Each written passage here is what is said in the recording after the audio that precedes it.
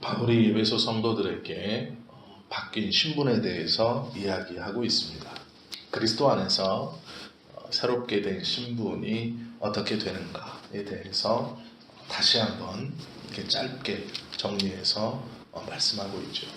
과거에 우리가 어떤 자였는가를 먼저 바울은 이야기하고 그 다음에는 예수 그리스도의 십자가의 은혜로 신분이 바뀌었다 이렇게 말하고 있습니다. 그러면 어떻게 바뀌었는가?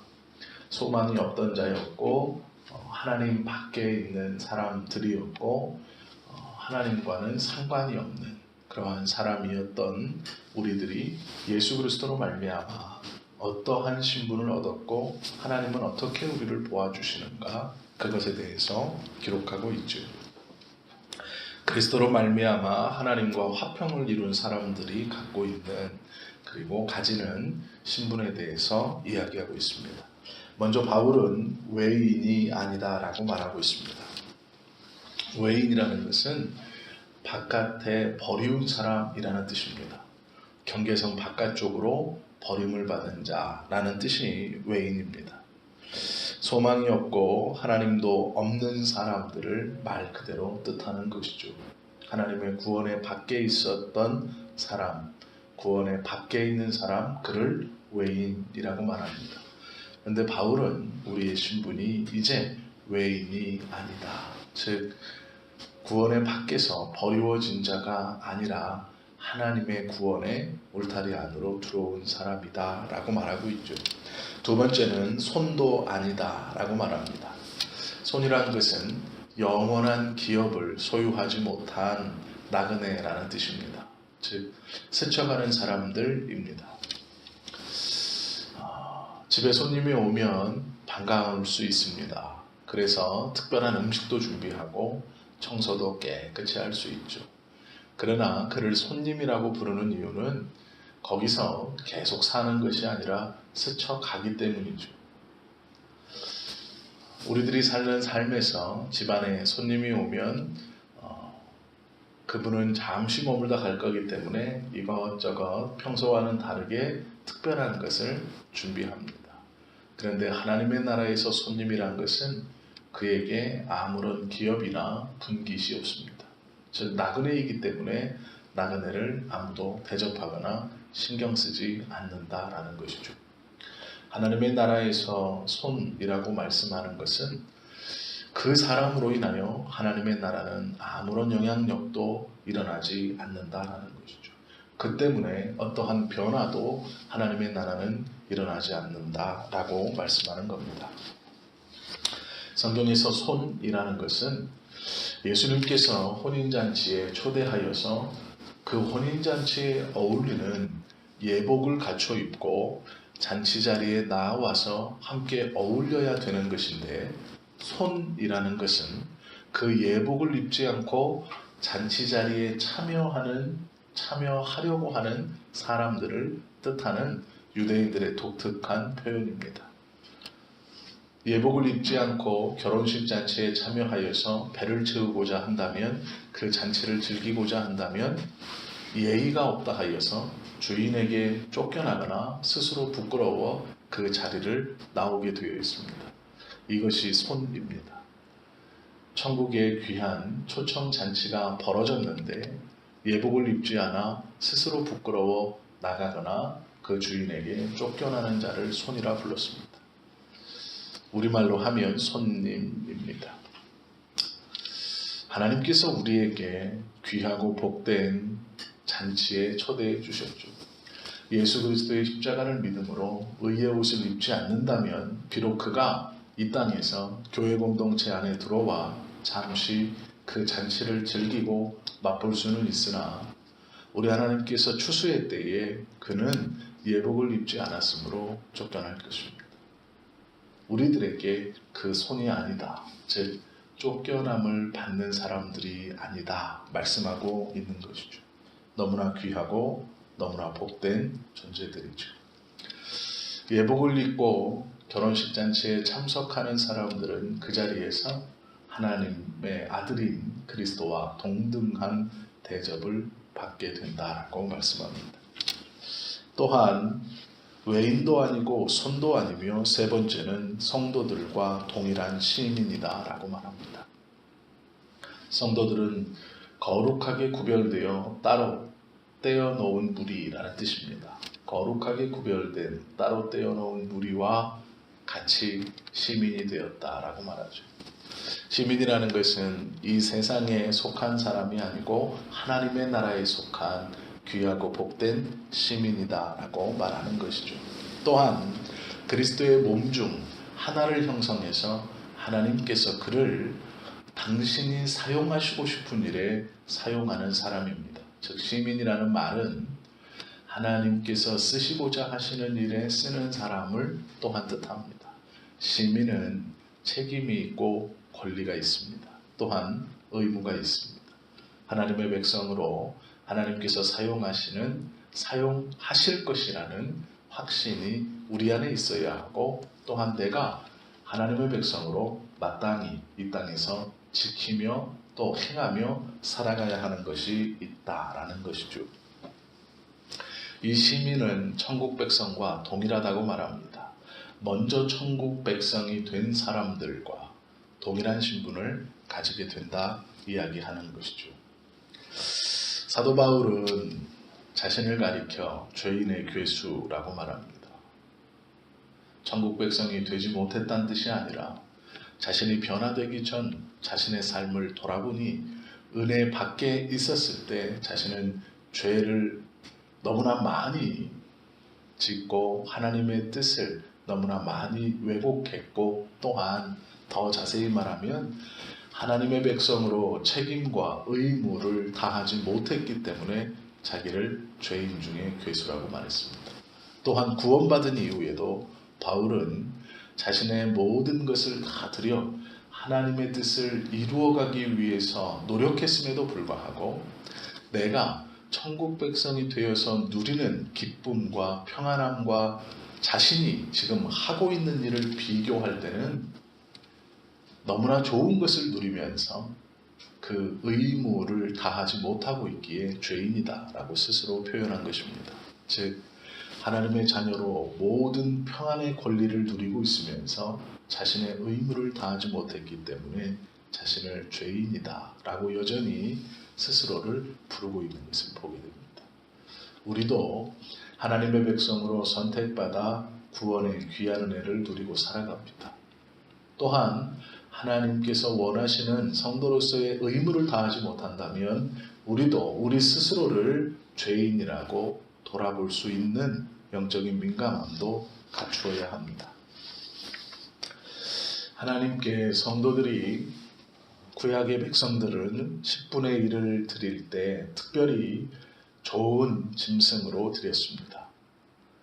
양을 드릴 때 첫 새끼를 하나님께 구별하여 드렸죠. 또한 구약에서 제사를 지낼 때는 자신이 가진 짐승 중 가장 좋은 것을 선별하여 드렸습니다. 그런데 사람이 약한지라 한 마리를 드릴 때는 가장 좋은 것을 드리지만 그 무리에 그 해에 태어난 양의 10분의 1을 하나님께 구별하여 드릴 때 가장 좋은 것을 한 마리를 드린다면 선택할 수 있습니다. 그러나 그것이 10마리가 되고 20마리가 되고 30마리가 되면 아무래도 자신의 눈에 좋은 것들을 뽑게 되어 있죠. 내 눈에 좋은 것들을 선별하여서 하나님께 10분의 1을 드린다고 그 양들을 구별할 때 혹여 그 안에 흠이 있는 것이 내 눈에는 보이지 않았지만 흠이 있는 것이 들어갈 수 있었습니다. 그래서 구약의 이스라엘 백성들은 하나님께 자기 양무리의 10분의 1, 그 해에 태어난 자신의 재산의 증식의 10분의 1을 드릴 때 먼 곳에 양을 놓고 마음을 먹은 그날 저녁 우리를 열어놓고 그 양들을 큰 소리로 부릅니다. 그때 10분의 1을 어떻게 골랐을까요? 내 양이 300마리면 30마리를 고르는 것이죠. 큰 소리로 불러서 그 우리에 통과하는 순서대로 하나님 것을 구별했습니다. 이해가 되시죠? 한 마리는 내가 가장 좋은 것을 구별하여 드릴 수 있지만 그것이 30마리가 되면 자신의 눈에는 좋지만 흠이 있는 것이 하나님께 구별될 수 있습니다. 그래서 큰 소리로 양무리를 불러 가장 먼저 오는 것이 1번, 그 뒤에 들어가는 것이 2번, 이렇게 해서 자신의 10분의 1의 소득을 구별했습니다. 그리고 그 양의 표시를 해두었다가 그것들을 하나님께 드렸습니다. 무슨 얘기입니까? 양을 불렀을 때 가장 앞서 오는 것이 그 무리의 대장입니다. 그 무리에서 가장 기운이 좋고 힘이 세고 리더가 가장 앞서 옵니다.